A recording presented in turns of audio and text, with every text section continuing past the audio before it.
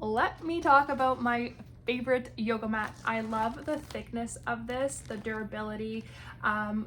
I do use this for yoga, but it's not really recommended because it is a little thicker, so it does make the posing double the difficulty, unless again that's what you're going for. But love that it comes with a strap. Again, love the thickness of it. You can take a look here. It gives that extra cushioning if you're doing planks, or you find it a little bit more challenging on the thinner mats. This definitely has helped me tremendously increase my performance when it does come to planks or anything like that, because of the durability, and it just really more steady on my arm. So I do love that.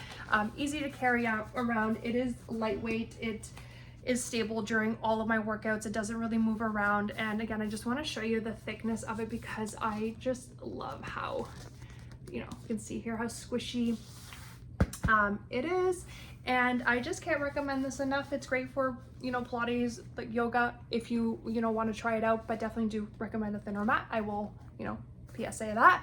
But again, really great. Keep in your car, throw in your gym bag, whatever the case is. So that's the size of it. And yeah, the strap makes it easy to carry around. So if you are in the market for this, I highly recommend.